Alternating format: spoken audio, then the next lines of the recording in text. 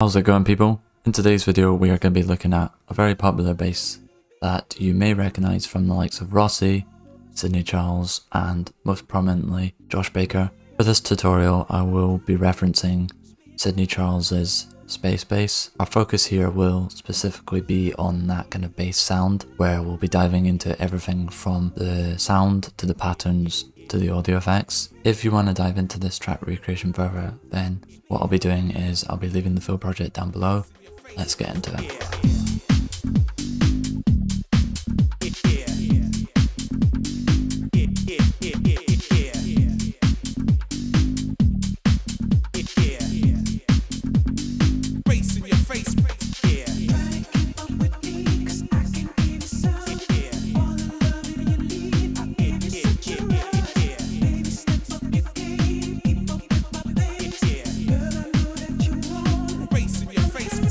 So I think the best place to start is of course going to be the sound itself. The sound itself that we have is this.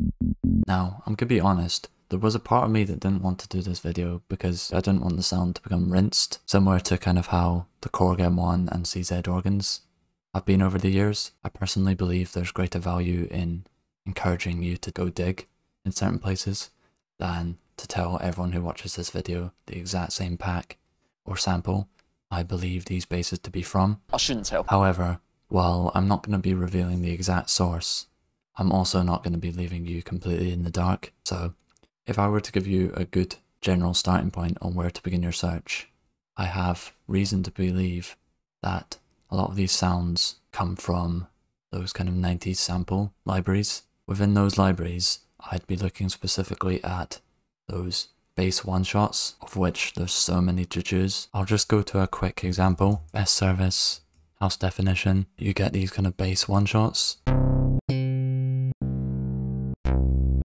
Within those kind of packs, you also get these files called tracks, where you basically get longer segments of audio, which have multiple one-shots within them. Kind of beauty of these samples is you not only get all these different hits, but within each kind of sample you also get different kind of sounds. So if I start it there, it sounds quite acidy, but if I move it along, you can get some really nice kind of sub basses. So that's essentially the introduction to the actual sound. While the sample plays a big part in the overall character of the sound, I would say that the MIDI pattern plays an equally important role. So if I had to provide some takeaways on how to approach these patterns, there's a few things I'd take into account. The main thing I would consider is varying up the note lengths between longer notes and those kind of shorter, stabbier ones, which kind of helps you to create different moods. So if I go to this example,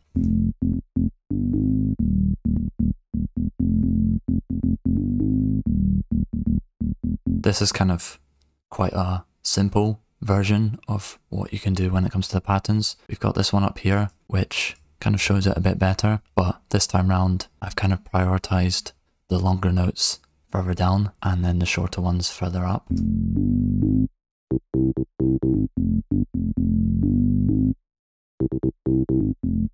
So ensuring that balance between those longer and shorter notes is going to help you to create far more interesting patterns. So that's kind of the first thing I'd focus on. The second thing is actually octave jumps. So if I just play this one, this is middle C, but if I start playing around with the actual octaves and jump up to different Cs or down to different Cs, the sound changes, but it still works in a way. So you can go down to the sub, or you can go up further for like those kind of textures. The sound is very versatile, which is kind of what makes it so nice. Because of this, it means you can get a bit more creative with the actual MIDI patterns. Like you'll see here, I've kind of stayed within the same octave, but there's nothing stopping me going and developing that further and maybe doing a few octave jumps.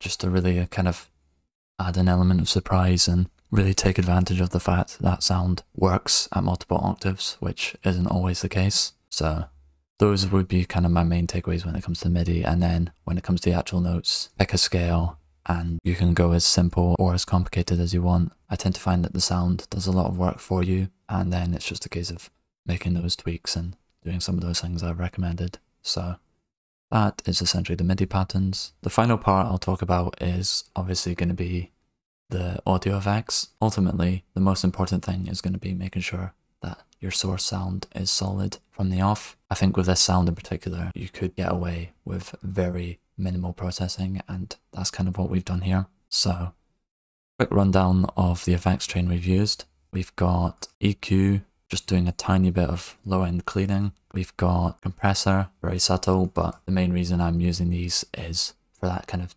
dynamic consistency and also to kind of boost the volume as well. Then we've got saturator, just to add a bit of high-end presence. Then I'd be looking at some kind of high-pass filter. If it was more of a texture, I could kind of crank the resonance up and find a sweet spot. So that's kind of why I've got it there. And then obviously you have sidechain, depending on the pattern. With this one, I've kind of kept it quite stripped, so there's not really any issues when it comes to the kick and bass relationship, but I'd have it there just in case, so I'll just play it.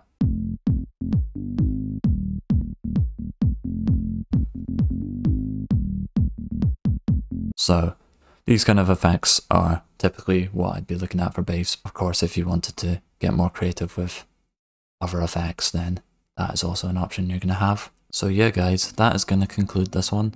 I hope it gave you a better insight into those popular raw bass sounds that producers like Sidney Charles, Rossi and Baker are all using. If you got any value from this video, I'll ask you to head down below and hit all the usual buttons. And if you've made it this far, I'll also be leaving some recommendations on screen, including another bass tutorial I think you will enjoy. See you in the next one.